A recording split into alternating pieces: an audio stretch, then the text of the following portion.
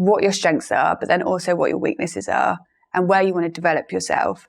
And secondly, what is your passion? And, you know, are you going to your next career because you need, you know, a salary increase? Are you going to your next career because you want a better work-life balance? Are you doing it because, you know, your family life has changed slightly? You need to look at all of these things. Welcome to the LMF Network podcast. My name is Sonya Barlow, the host, CEO and founder. This podcast is all about building our careers and confidence with a mission to build the careers and confidence of 25,000 people by 2025 through mentoring, masterclasses, and meaningful connections. For us, this podcast is about sharing stories, highlighting incredible figures, learning about their career journeys, how they overcome failure, rejection, and imposter syndrome, what we can do to build our confidence, be our biggest cheerleaders, and really define as well as achieve our version of success. The point of today's conversation is to understand your personal stories. There's nothing more than that. I mean, when is it that you, Cecily, graduated? Oh, so I didn't go to university. Oh, okay. Not at all. Even no. more interesting. Yeah. What did you do? You did an apprentice? Well, actually, I grew up in Spain and then I came back and I studied quite intensive sort of makeup degree, and I worked in film and TV for a long time, well, a couple of years. And then I went off to be freelance for a bit, and then I moved to France for 4 years. And this is how I sort of fell into recruitment. I started working for a travel company, and then I sort of went into management, then started training the staff that we had, and then sort of moved into the recruitment side of things and training. And then sort of COVID, Brexit, that sort of thing, came back to the UK and then got this role. What a wild story. And I'm glad that it's meant to be a natural discussion, okay? Yeah. So it's great that that is your career path. But I think for everyone listening, it just shows that you can get into that corporate world if you don't come from that corporate world or have that traditional degree. Yeah, absolutely. Whereas, Esra, what is your background? I did my bachelor's in Turkey. I studied international relations. And then while doing my undergrad, I've done some internships, and I realized that I actually don't want like a job related to politics or international relations. And I mean, apparently, like obviously in Turkey, it's not the easiest to go and like become a diplomat or, you know, like work for the state or like governmental institutions. So I always had a dream of going abroad for my master's. And I chose UK for that because I've been studying in French my whole life. Like I started at a French school when I was 6, and then until the end of uni, 2021, I was studying in like almost 80% French. So I applied to the UK for my master's, and I picked management because I thought that I would have like so many opportunities to stay in the UK, work in the UK. And also UK was giving me the opportunity to stay for 2 more years after the studies. So that was one of the, you know, main reasons as well. And then I did an MSc management at Bayes Business School, London. And I just want to touch on your point about internships. So I absolutely loved the fact where you're like, I did an internship and I realized I don't want to go into politics. It's really important. When I was in school, I did an internship in accounting, and I was like, I don't want to be an accountant. Whereas when you're younger, that's an obvious career path for someone to go down, right? Let's talk about those experiences that you have before you got into Taboola. Do you remember the first time you applied? Like, how did that process go? What did you think about? How did you overcome the fear of the application, which a lot of people think about, right? So, Esra, maybe we'll start with yourself. Yeah, sure. So, I mean, even from the first day I started masters, everyone started talking about the applications, the job market in the UK, like what's happening, what's gonna happen after Brexit. Are we like, do we have an advantage or not? And you know, as a non-UK national as well, I knew that I wanted to work for like a global company, and also I knew that I want something related to advertising and marketing. And then, like the career center of my uni were always telling us to, you know, have a chat with them to start applications as soon as possible, which wasn't really easy for me because I was really focused on my lectures and, you know, keeping up with them. It was an intense course. Like MSc management is just like everything related to management, from accounting to negotiation skills to marketing. So as I had this like interest in marketing, I was trying to, choose the lectures more specialized in that. And then I was still kind of trying to see which sector I want to work in. Like, I mean, I knew the sector, but which kind of roles. So I couldn't really like start from the first day. But then I would say like the last 3 months of my master's, I was applying very intensively. And like I remember, the first time I applied and first time I received a rejection, I was like super sad. But then I got used to it. I was like, okay, another rejection. Thank you, next. Like, that was my really mantra. And then I gained so much experience by doing all those interviews, filling out those forms, like writing letters. So I think, this is not this is not an easy process. No. But the practice really makes it better. You feel quite stressed as well, because you're like, it's not just me applying for a job. When you're out, when you're not a graduate, you finished uni ages ago, and you're like, right, I want to move on. What do I really want? You've had a little bit of a career, so you feel like you're not up against thousands of other people that are still applying as well. Yeah. So it is quite stressful. I think a lot of students will just keep applying and hope that they get something sticks. Yeah, exactly. And I think sometimes when I've interviewed graduates, some of them don't even know why they're talking to me. They've just applied because they're hoping that I might speak with them. Well, it's a swiping right before swiping right came into play, right? It was the game of like, it was quantity over quality. Yeah, exactly. And I think I really feel for students, because a lot of the time you end up getting a role and you're like, oh, no, why have I done this? Like, I was speaking to my little brother the other day. He's literally in the process at the moment, and he did finance, and he couldn't get the job that he wanted. So he ended up going into this sales role, and it was completely remote. He wasn't meeting new people. So he decided to speak with his manager, and he was like, just don't think this is for me. But now he's quite stressed because he now has this job that he did for 3 months on his CV, and he's like, it just looks really bad now. And I suppose, it's a learning curve. You can learn sort of where you want your career to go. But I think maybe don't just rush into it straight away. Like you said, really think about actually where are your areas of, your skills and your strengths. Skills, but saying that, even in your, your introduction, you spoke about the fact that you did an apprenticeship, then you did makeup, then you did film, and now you're doing recruitment. I mean, in the same way, you've constantly had to apply for new things, and you face rejection. So it's not just something that graduates face. No. As an actual adult. Yeah. It's probably even worse when you have responsibilities. Yeah. Oh, absolutely. Yeah. I think the only thing I think is easier is that you know what you don't like anymore. And I'm not scared to try something new. That I feel like you're always involving yourself. I quite like to travel. I like to live in different countries. I like to learn different languages. So it was never really, fear of rejection is not really a fear. It's just, I want to make sure that what I'm doing, that I really enjoy doing it, and I want to get up and do it. And so yours is the fear of being stuck. Yeah, I think so. That's a different type of fear. To me, it sounds like it's the fear of being stuck. And I really relate to your brother's story. So when I graduated, I had this like confidence in me, and then I lost it. And I was like, I just applied. And I remember the first job I had was a misplaced job, right? So I actually went to this recruitment firm to help me find a job. And they were like, oh, we really like you. We want you to have a job here. And I was like, I don't want to do recruitment. And there was a big but they said you could do brand and marketing eventually. They said that they would teach the skills, etc., etc. And also, I personally had the fear of, what if I never get a job?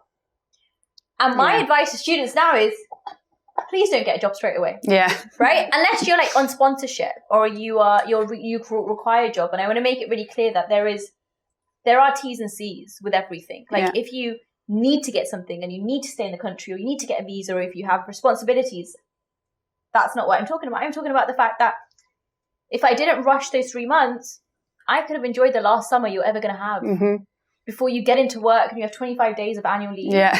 And you haven't explored and you haven't given yourself the time to just breathe, right? Like, in hindsight, yeah, it was great to have that experience because I figured out what I didn't want to do, but I would have rather traveled or walked or read or just sat and watched TV or just hung out with my friends or just tried to learn how to cook or did everything else except work, because once you work, you don't it's really hard to not work. Yeah, you have to keep working. Yeah, I think it's a tricky one, isn't it? Because you're at uni to then eventually leave and get that job, right? So I suppose you're not pressurized, but you know, that's the next natural step, right? Yeah, exactly. But then I think it's actually becoming more of the norm to actually either after your A-levels, you take like a year out and then go to university, or even you do university and then you take a year out after. And I think taking the year out after really puts into perspective what it is that you actually want to do, and even just go and volunteer for a bit. So I'm still looking at that on your CV and thinking, oh, well, they haven't just finished uni and done nothing. They're still, you know, improving their skills in other ways. So I would, say definitely travel more for sure. Yeah. Yeah, I agree with you. And also, like, I also came to the realization that that's the only time where I'm gonna be completely free. Like, before I start my job, I had like a 3 months period and I did everything I wanted. Like, I was so, I was enjoying my time and like living in the moment, not just thinking about the next step, because I knew that, like, as I told myself, like, Esra, you're not gonna have those 3 free months from now on, maybe. Like, I mean, you never know, but I knew that I was always going to be working, and like maybe between jobs or something you might have a free time, but it's not the same, you're just like a fresh graduate, and like also you're not going to be in the same age and in the same like state point in life, and you also don't know what you don't know. So if you've never really had that concept of earning money and having a monthly salary, then you don't know how to live beyond those means, and you're just doing what you do naturally. I think when you get into adulthood and you get into jobs and responsibilities and work, and when you start having that income in your bank every month, that changes something in you, right? And it's really hard not to have it. So I've been made redundant or been fired, however you want to claim it, twice. In some way that was the best thing to happen to me, because I got a whole month of December off. In the other ways I was like, oh my god, okay, well, last month I had £1,500 come in on the 1st and now I've got zero. And then the next month I've got zero, and the next month I've got zero. But it's because you have those habits that formulated alongside it. You learn to live with what you've got, right? You learn to live with what you've got. As students, you're already having a good time. I wouldn't say everyone's having a great time, but I'm saying you're already having the time which you've been having for the last, 18 years, 20 years? Yeah. What made you decide that you didn't want to go to university? I think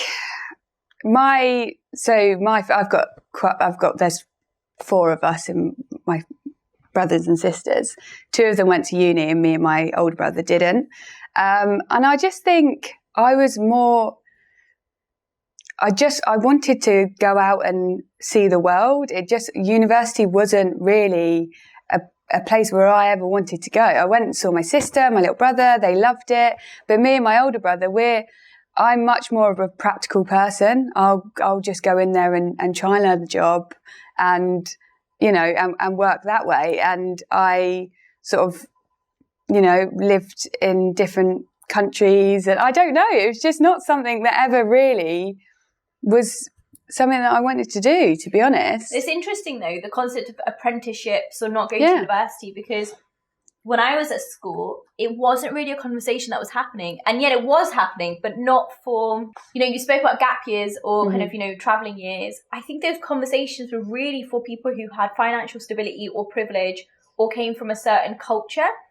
I think as a South Asian, there was no such thing as go and do an apprenticeship. As a South Asian, there was no real conversation at home where it was like, go and be an apprentice or go and take a gap year. Yeah. I'm sorry, but if someone, 16, 18-year-old brown person is like going and taking a gap year, that to me is wild, because there's no such thing, because you've just been programmed or the conversations are you have to earn because you have to look after. That's why you're earning, right? Maybe it's the same in your culture in that regard, and I don't know, maybe it's the same in your family, I don't know, but in my family I think I was the eldest, and we, you know, migrated, and you know, a lot of the time your family don't know what they don't know. Yeah. So for me it was go and earn so that you can look after, and I had that sense of responsibility. So maybe that's another reason why after university I went straight into work, and then you feel bad when you're not earning that same amount. But actually in hindsight now, yes, there's a lot of conversations happening around apprenticeships, but equally there isn't. There's a lot of push towards the university programs, and then we speak about career breaks, and you know, it's only in 2022 I think where LinkedIn even had a career break segment in their on their platform. Before that, if you had a career break in your CV, it was like, it was a question. Why have you done it? Yeah. There must be something wrong with this person. Exactly. Yeah, I actually had this conversation with a friend the other day because he's recently been promoted. He's now hiring himself for his company, and he went to university and then straight into the company he's at now. Hasn't really travelled other than the odd holiday here and there.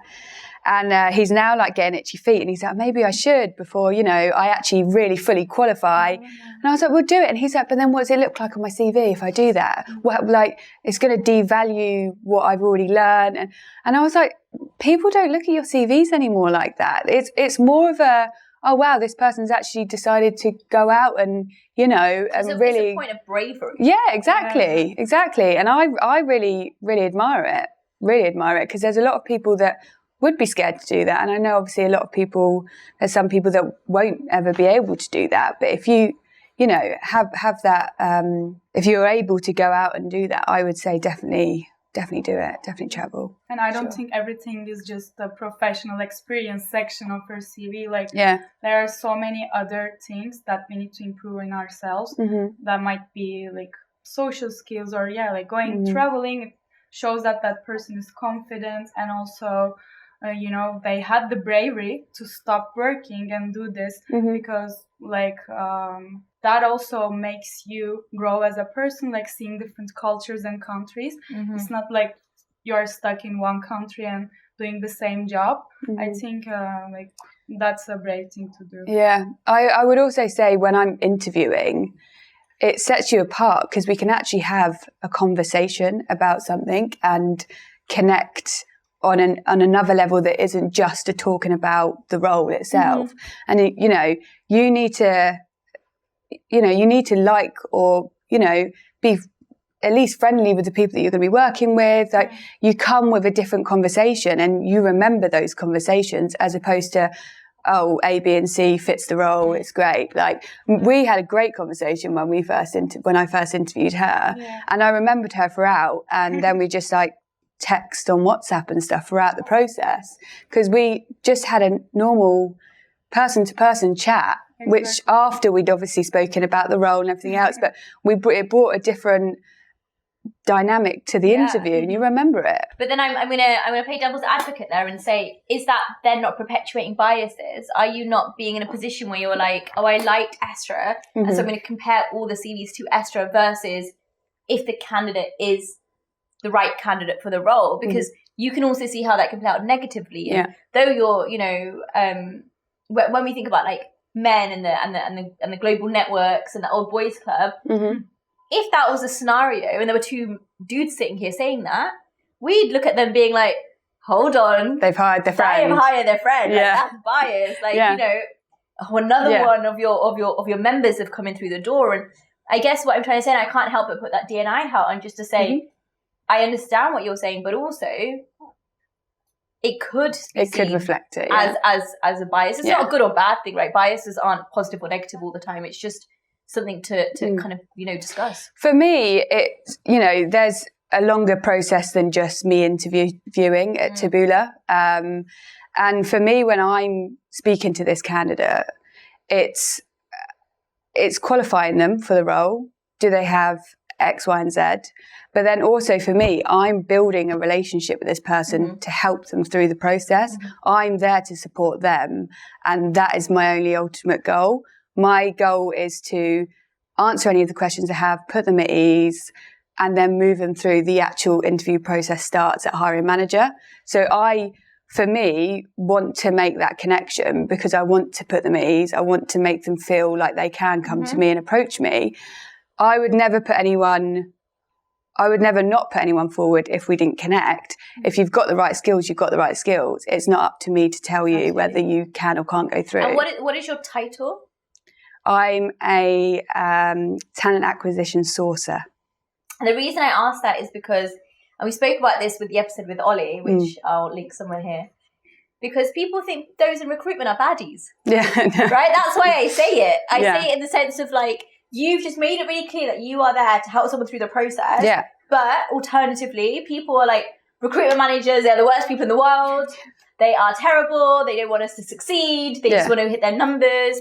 But you've said something completely different. No. At the end of the day, my thought process is she is my stakeholder and I'm working for her and I'm going to try and bring the best candidates I can for the role. But ultimately, until the end point, this is my stakeholder. This is the person that I'm working for at this point and helping them through the process. And I think if you put them at ease as much as you can, they're going to do the best they can, and rather than worrying about, what I'm going to wear, where's the office, how do I get in? I'm there to not bother you. You know what I mean? And like, you didn't say that, okay, I've done my job with Esra and like I did my phone call and it's over. I'm just gonna connect her with people that they're gonna interview her. It didn't work like that. And like the process was super, transparent, and like Cecily was keeping me updated on how it goes and like how everything will progress, because it's not like just one or two steps. There are some stages to complete, and then I really felt supported, and like also like thanks to that connection we had like over the phone, but also when I met you in person, it was something that I think like made me say yes as well. I think it definitely has an impact. It's not just the job description, the company, the perks, the pay. It's the overall process, I think. And I mean, during my application process, I have seen so many different recruiters, so many different companies. Have you had any like really negative experiences with recruiters? Like I remember, and I don't think recruiters are baddie by any means. The LMF network, we're trying to do a lot more in talent and acquisition and supporting establishments, because I also find that you have internal house recruiters and you have external. So the external ones, when they're playing the middle person, often they haven't done their full scope of research for what the company wants, and they are in the firing line, right? Because they are just trying to, that might be more of a numbers game. But I think also at the same time, they're doing a job and they're trying to get a job done. So you can't doubt them. It's also you as a person, how you manage those expectations, how you follow up, how you feel about being ghosted. How do you ghost them? How do you engage with them on LinkedIn? How do you drop them an email? Not being afraid as the talent to follow up and say, hey, Cecily, we had a conversation a week ago, just following up to see what's the next steps of the process. Okay, thank you for your rejection. Esra, I understand that I didn't make it this round. Can you give me one line of feedback that I can go back and improve on? I think it's also about being accountable as young people and those who are interviewing. When you went through your recruitment process, can you remember a really terrible moment? I mean, I wouldn't say terrible, but there were so many times that I also been like ghosted by them. I didn't receive like satisfactory feedbacks, or I didn't hear back from them at all after spending so much time into a process, maybe like two stages, like at least. And that made me really sad, because like I mean, our time is valuable, right? I would have done so much more during that time that I spent for this interview, like talking to you for an hour. And like when I asked for the feedback one time, they gave me a very specific like reason why they didn't choose me, and it was just like a really odd answer. And I was surprised. Like I wasn't expecting such feedback. I was expecting maybe like, oh, like we hired someone else that was more suitable to the role, like a generic thing. But they were just giving me an answer like, oh, because you answered this question in a way that isn't suitable for our company. But like the question was like a very basic one. I really don't remember the exact thing, but it was something like, oh, like, have you, let's say you want to ask help from your team members or like your manager. How would you like ask for help? Or would you first like try to figure out by yourself? And like, how would you react or something like that? And I don't think my answer was bad. Then I felt like, okay, maybe this was their excuse, you know. They wouldn't say that if I weren't like be asking the feedback from them. Did you ask for the feedback, or did they give that to you when I asked for you asked? So when they contacted you, they just rejected you with no feedback? Yeah, but like not a detailed feedback. Right. So I asked for a detailed feedback because like I wanted to, you know, of course, see what's the actual reason. And then, they didn't give me a satisfactory answer. And I think like I maybe passed like 2-3 stages with them. So I was surprised. So you're pretty invested at that point as well, right? Yeah, when you make an investment and your time, your energy, like, of course, it makes you feel sad, but after some point, like, as I said, you get used to it. Yeah, and, like, but it also sounds like you're dating. Yeah. You know, I think a big part of job searching is you're dating. You're, like, going on all these different dates with different, like, companies, and you're like, are you going to pay for the coffee? Are you going to buy me the croissant? Like, are we going to the next stage? And then at some point you get ghosted and you're like, wait, hold on, I thought we were bonding. Yeah, I really like it. Yeah, and usually they don't have an answer to give, and like they're afraid of facing the situation in ghosting. I think maybe it's the same, you know? They don't want to deal with you. They don't want to like spend time giving an answer or like, you know, getting into an argument or something. And then they just like, it's the easiest option. But I think those are, you know, earlier in the conversation we spoke about skills, and you spoke about even traveling gives you the skills of being confident and being brave and learning new languages. I always think, and right now, you know, unfortunately, a lot of people are being made redundant. Yeah. Okay, there's no two ways around that. Like every time I turn on the news, someone has lost their job, which is super, super, super sad. And I know as someone who's been there. But I'm a big believer on what are you doing with your time to build up your skills? Yeah. And they'll be like, but we're doing nothing. We're doing nothing. I'm like, okay, but you started a YouTube channel, that is doing something. Yeah. You are using Instagram analytics, that is doing something. You are reading TikTok, that is doing something. You are going on a bunch of dates and being rejected, that is doing something. Like your daily life, be that going to the gym or putting on a video or watching documentaries or reading books, is how you transfer that into your CV. And I guess to your point earlier, it was you just want to see that they're doing something. Yeah, exactly. And also I think a lot of people won't put that on their CVs. So then I become sort of like a detective, and I'm like, right, so this is a CV here. And then, so I'm looking at it and there's just gaps and I'm like, right, you were only at this company for 6 months. That's fine. But detail what you learn in those 6 months, firstly. And secondly, just give me a short description about why you were only there for 6 months. It could be any reason, but it then prevents me eliminating you for just a short period on your CV. Because a lot of the time there's a very obvious and, you know, fair reason for why you're only there for a short, but even if it's like, you know, I mentioned my brother, even if it was, you know, I joined this company straight out of university, I've realized it wasn't for me, so I've decided to develop myself outside of my career, and that's fine because you're still developing yourself. But I think a lot of people don't want to put that on the CV unless it's a solid, you know, a job from a company, but it's not always the case, right? And what about if you've been made redundant? And I ask this because I have particular people in mind who have come to me and they're like, we don't want to put on our CV that we've been made redundant because it seems like we are failing and we are useless. And I'm like, it's none of that. It's not even personal. Often it's professional. Yeah. What do you advise for individuals who have that gap because they can't find a job given the circumstances of 3 months, 6 months, 9 months? What do they put on their CV? I just think maybe what you've done in that time, like you were saying, have you gone hiking? Have you picked up a new skill? Do you go to yoga? Like just, you know, I've taken a break to sort of develop myself. Like, you know, these things happen. And like you said, I'm talking to a lot of people at the moment that have been made redundant. And it's just sad. It's really sad. And it's nothing to do with them at all. It's org restructures. They've closed down that part of the business. These things happen. So there's no reflection on you or your skill set. I just think, because you will have done something in that time where even it's like, right, I've been made redundant. Let me just have a breather and let me just stay at home with my family for a bit. Let me see my friends more. Let me go and see my mum in Spain or whatever.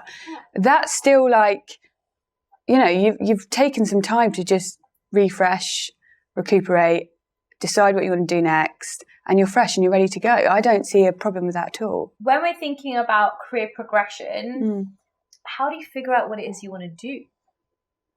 That's it's so tricky. Question is, if there was, figure out what you want to do. If there was an answer for that, I'm sure everyone would want to know. But how do you, right? How do you? And this is what I was saying. I'm happy to try my hand at anything, and I think you're never really. I mean, I think you're incredibly lucky if you go to work every day and you're like, amazing, like I love it so much. Because there are days when you're like, oh, maybe is this for me? But, you know, you have to, I think, really look at yourself and think, what am I really good at? What do I really enjoy? And then try and go down that avenue. I know that's really hard to say, right? Let me reframe the question, right? Because now I've said it out loud. I'm like, let me reframe it. How do you know when something's enough? Yeah. As in, enough is enough. Mm-hmm. I can no longer be in this situation. It's time for me to move. It's time for me to go. And going doesn't mean like going out of the company. It's just, it's time for me to change from my particular role at that point. Yeah. How do you know that? Because maybe that's a little bit harder than knowing what you want to do. Because, you know, going back to your brother or going back to various stories, once you're in something, it's really hard to get out of it. Yeah. Yeah. But how do you know when it's time to get out of something? You know, it's going to be very personal to each person, right? But I think for me, it would be, you know, like, you know, when you go to bed at night and you just feel stressed still. You know, you've done everything you can in the day, you just feel stressed. You wake up the next day, it's just a bit of a slog. And I think, do you really, you know, you spend, 80% of your life working, I guess, majority of the time. So I think it's just when the happiness and the excitement and the passion for your work goes. And I mean, that would be for me anyway. I'm not sure I could, you know, force myself to do it anymore if I physically just wasn't enjoying it. But then it's different. I mean, what would you think about that? I mean, I've never experienced something like that. But you have in your internships, right? Yeah. Does that make sense? So it's interesting you've said you've never experienced it but actually you have. You just haven't experienced it on a that's true. In a corporate level because and this is why I asked that question is because we think our experiences only matter once we've passed that like threshold or that finish line or that that kind of circumstance. But maybe you've experienced it in the fact that you wanted to possibly come and study in the UK. The fact that you went to internships and you were like, this is not for me. Or, you know, maybe you've been on your experience of like dating or trying different foods or, you know, even clothes. And you're like, this is not my style anymore. Like, how do you, let me reframe it. Even though you have possibly less professional experience, how have you... real life experiences. Like real life out of professional work experience. Yeah. In your real life, how have you navigated that? Actually, like when you said coming to the UK, I thought about something. So first, I mean, I already had an experience, but like a short experience of living abroad by myself, like, you know, without my family, like living in the same household. So it was my first time by myself, like completely being a graduate as well. Because my first experience was just like an exchange during undergrad. And like my first 3 months, I was a mess.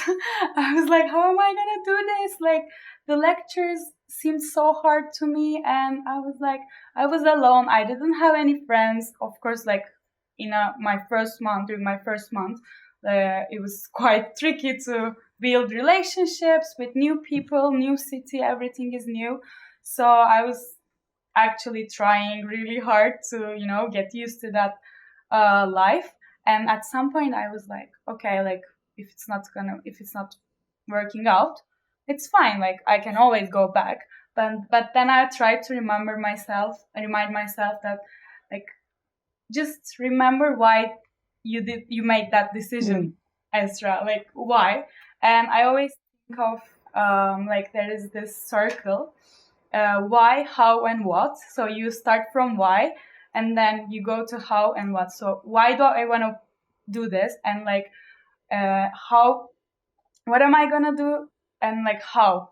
So I was like, okay, like you wanted to come to the UK, you wanted to study your master's, and this is what you really want. So when I reminded myself the fact that it was my dream, and like staying in this country is my dream, everything went better. But I think those like 3 months, I was really, not depressed, but I didn't have any motivation to go out, like to even sit down and like revise my lectures and all. So I think that, that spark, that energy and motivation in me wasn't really there.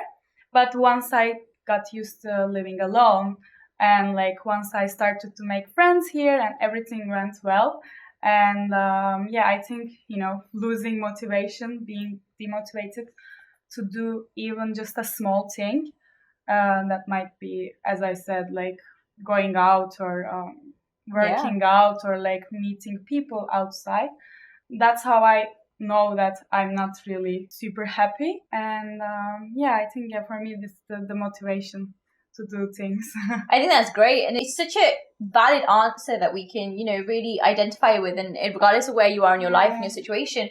One thing that I can't help but thinking, because I did business, you did management, it was all the theories that are coming into my brain right now about like belonging and sense of self and friendships. Yeah. But friendships is a really important one. Like you mentioned at the beginning of your school career at university, you didn't have the sense of friends. When you start work, you don't have friends, especially when you move around so much and you live in different countries. I know, in all the jobs I've had, I haven't really had friends straight away, or I thought people were my friends and actually they're not my friends.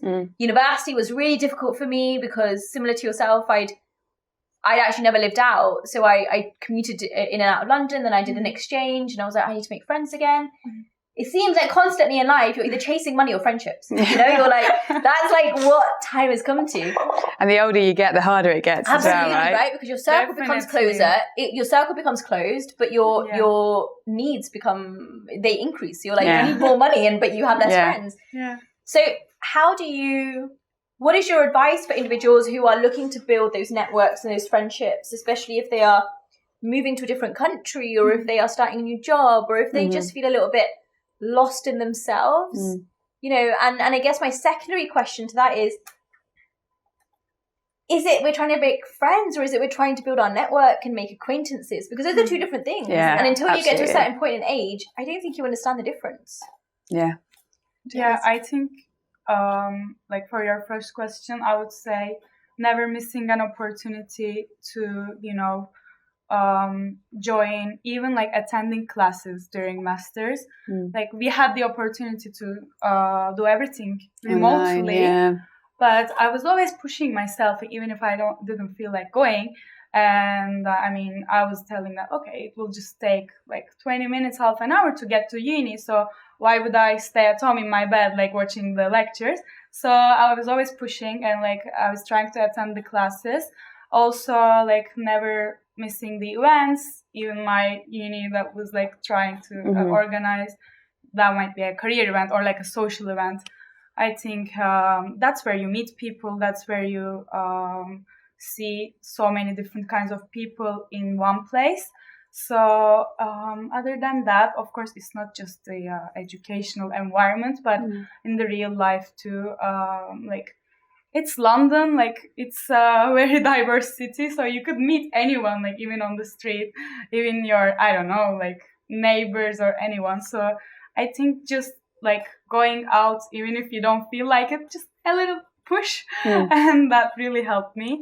And even for like Taboola, we always have something, like we go to the pub after work or we have events. I always try to, participate the social events. So that's also really good opportunity. Yeah, and one good thing about Taboola, sorry, before you come on, is one of the events that we did together, you know, it's not just after work events, it's also during work events, which is super inclusive in the sense of you then can get home at a decent time, but you still have the time to actually and meet and greet and to get involved. Sorry. I mean, I think for me, when I was looking for a job after I got back from France, my biggest thing was joining a company that had, you know, other employees that sort of were in a similar boat, I think. And I really wanted to find more of that global mindset, I guess, because I hadn't, you know, I'm from England and everything else, but I hadn't been here for such a long time. And particularly in my sort of early 20s, mid 20s, I wasn't in this country. So it was really tricky for me when I got back from France. I sort of moved back in with my dad for the first time in a long time. And I was like, oh no, what do I do? What do I do now? So it was hard. I spent a lot of time with my sister, seeing her friends. And then I was like, right, wherever I go now, it needs to be with sort of like-minded people that are sort of in similar boats. And I think when I went to Taboola, I really noticed that was the vibe. Everyone was sort of sitting in the kitchen chatting. And when I sort of spoke to David, my colleague, he interviewed me at one point, and we were chatting just about loads of different stuff. And he said to me sort of, why would you want to join Taboola? And that was sort of my answer. And he was like, great, yeah, you're fitting great here. So I was like, oh, good, yeah. So then I think that's another thing. So then we go out after work, you meet more people like that. And like you said, it is sort of work friendships and then your friendships outside of work and how you build those. So slowly doing that, still working through it. Yeah. And have you found the difference? And Esra, I ask you the difference between friends and business acquaintances. Have you started understanding that difference? Because I think when you're early in a professional career, maybe you don't. Exactly. Like, I mean, of course, when I first joined, I tried my best to, you know, get to know everyone. It takes time because like we're a big company and like I work with colleagues from other countries as well. So I just met them, you know, over Zoom or over calls. So, but now slowly, I think I'm also, as Cecily said, even in the workplace, like-minded people like attract each other, I guess. So I'm slowly building friendships with people that I feel maybe like closer to. But one thing I realized, I think that's a great thing. It's not like I don't see people as, oh, like she or he is older than me, so I cannot be friends with them in the workplace because, yeah, I'm quite younger than the other people in the company, but I never feel like I'm the youngest or such things. Like for me, it's not that important. I can be friends with someone who is like even 35, 40 years old, or someone is at the same age as me, like 23, 24. That's something I realized like during my time. But of course, like my friends out of the office, like my inner circle is always like, they're always closer. They have like a different, you know, parts in my life. But of course, like this doesn't mean that I'm not going to have a very close friend from my office. Some people might think that it's not possible to make friends in the office, in the workplace, but I don't like agree with that. As long as like you have, as I said, you have a nice work relationship and also like out of work relationship, it's fine. It's just being like-minded and being, you know, compatible. Yeah.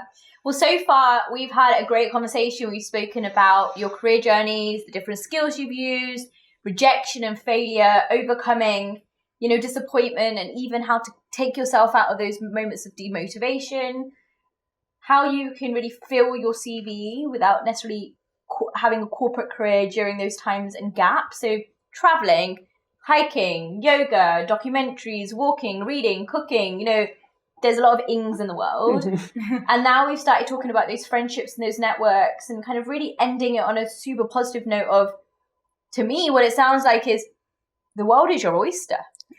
Absolutely. Right? That's kind of what I'm hearing from you. The world is your oyster, and not to get bogged down by like the first rejection or the second or the third, but also to focus just learn from it as well, right? Yeah, so learning from it, focus on what your skills are.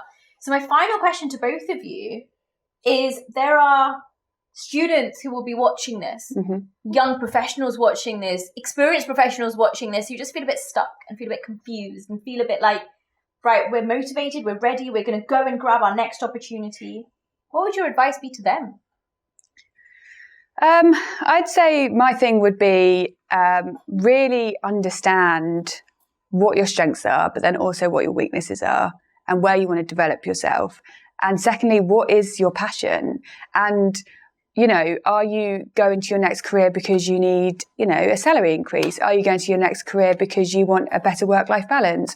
Are you doing it because, you know, your family life has changed slightly? You need to look at all of these things. And then also, my other thing is when you are going to your next step and you're interviewing, you don't get too nervous that you're being the one that's watched, because you need to look at this company, your next company, and the people that you're interviewing with, and just think, is this place for me? You know, even if you get an offer on the table, it might be the salary that you're looking for, but does it match with everything else? And I think if you need to have a look at all of the parts in this. You don't just go for the one.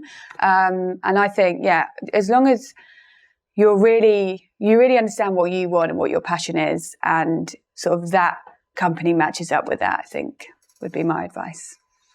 Like, I think I have like a similar tip to give is, again, as Cecily said, like trying to understand what are your strengths and weaknesses. I sat down and while like interviewing and while applying for jobs, I listed all of them like as bullet points.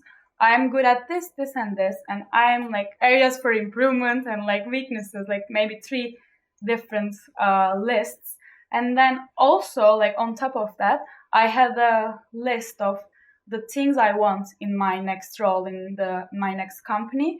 And like I think I checked all of that in for Taboola, because I wanted to work for like a diverse global company. I wanted to use my language skills, and also, like as you said, the passion, the interests you have. I wanted to have interest in the role I was going to be doing. And this is something I suggest. But also while applying, like maybe we apply like around 200, 300 or maybe more, like 500 companies, and we just don't keep track of it, and like we don't follow up, we don't really, you know, ask for feedback, and which might have been a good opportunity to learn and grow. So I had this like Excel list where I was updating it regularly, and I knew like, okay, this company didn't work out. I was just putting it like changing the color or something to red, and that was a good way to keep track. And like I always like to, you know, have those 2 lists to prepare while in the like for people who are in the process of applying. But also like just like as we spoke, try to make time for yourself as well. Not everything is about the professional skills, but also like on the social side, building your social skills, and try to have things to put on your CV on that social skills experiences section. I think that's it. I mean, that's a great way to end. Thank you so much, Cecily. Thank you so much, Esra. Thank you for giving us top tips. Thank you to Taboola, one of our partners who have sponsored this episode. I have listed your LinkedIns as well as all of the great careers and bits and bobs that Taboola have to offer in the description and in the comments. So definitely do check that out. And we have a ton of other podcasts that we've done in series with them, which you can link back to. Hopefully that wasn't too stressful. No, loved it. It was great. I'm sure your company will love it. Well, thank you so much. And I'll speak to you all soon. Learn more about the podcast, get involved and listen via our website www.lmfnetwork.com. You can follow us across all socials at LMF Network. Remember to like, subscribe, share and tell a friend. Get involved and drop us your comments or questions so that we can make sure that it's really adding value to your lives.